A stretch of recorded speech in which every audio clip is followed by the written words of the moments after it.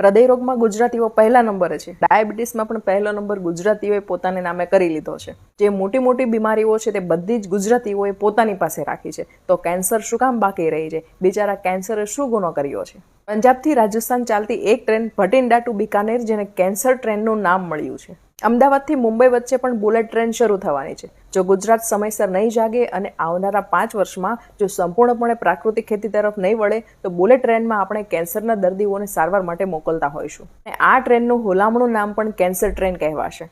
થોડા વર્ષો પહેલા અમદાવાદમાં કેન્સરની એક જ હોસ્પિટલ હતી. આજે 25થી વધુ હોસ્પિટલ છે, છતાં પણ ઓછી પડે છે. આમ તો ગુજરાતે ચેતવાનો, ચોંકવાનો અને સુધારવાનો રિવાજ સાવ જ કાઢી નાખ્યો છે. ઘરે ઘરે કેન્સરના ખાટલા હોય એ દિવસો દૂર નથી. કેન્સર કોમન થઈ રહ્યું છે. ગુજરાત કેન્સર રિસર્ચ સોસાયટીમાં દરરોજ 20થી 30 કેન્સરની સર્જરી થાય છે. આખા ભારતમાં કેન્સરમાં ગુજરાત પહેલા નંબરે છે. અને હોય જ ને, કારણ કે ગુજરાતીઓને પહેલા નંબર સિવાય બીજું કંઈ ફાવતું જ નથી. કેન્સર માટે કેમિકલ વાળો ખોરાક ખૂબ જવાબદાર છે. એમ કહો ને કે આપણે અત્યારે રોજ ઝેર જ ખાઈએ છીએ. આપણી ખેતીની જમીનો અને ખેતીની પદ્ધતિઓ ઝેરીલી થઈ ગઈ છે. જંતુનાશક દવાઓ, રાસાયણિક ખાતરો અને પ્રચુર કેમિકલ્સને કારણે ખોરાકમાં ઝેર વ્યાપી રહ્યું છે. કેમિકલની મદદથી ખેડૂતો 10થી 15 ગણો પાક લઈ રહ્યા છે. અમુક દવા તો એવી આવે છે કે શાકભાજીના કોઈ પણ છોડ પર છાંટવામાં આવે તો દર 3 દિવસે પાક મળે અને શાકભાજીનું કદ 2 થી 3 ગણું વધી જાય છે. કેમિકલના પ્રતાપે શાકભાજી અને ફ્રૂટ્સને તાજા દેખાડવા માટે કલર ચડાવવામાં આવે છે. શું આપણે હવે શાણા ગુજરાતીઓ નથી રહ્યા? કેન્સરની સામે ઝૂકવાને બદલે તેને ઝુકાવવું પડશે. એના માટે શું કરી શકાય?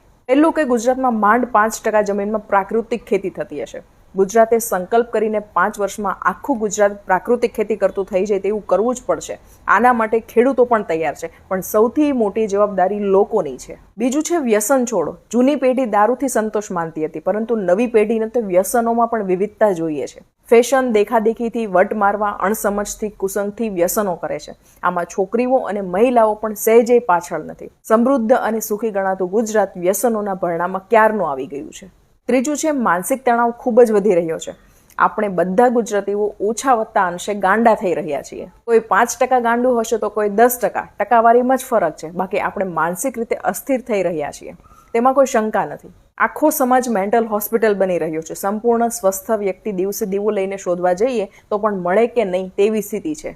100 વાતની એક વાત, માનસિક તણાવ આપણને બીમાર બનાવે છે અને કેન્સર થવાનું આ એક કારણ છે. આપણે જીવનમાં ટેકનોલોજીને તો વણી લીધી, પણ હજુ વૈજ્ઞાનિક અભિગમને સ્વીકાર્યો નથી. જીવન વૈજ્ઞાનિક અભિગમથી જીવીશું તો તણાવ આપોઆપ ઓછો થશે. આત્મવિશ્વાસ વધારો અને પરાવલંબીપણું ઘટાડો. તો ચાલો કેન્સરને હંફાવીએ, કેન્સરને હરાવીએ અને કેન્સર આખા ગુજરાતને સર કરી લે તે પહેલા તેને ભગાડીએ. ઓછામાં ઓછા 1000 લોકો આ વિડીયો શેર કરશે તો પણ આખા ગુજરાતમાં આ વાત લોકો સુધી પહોંચતા વાર નહીં લાગે. માટે શેર કરજો.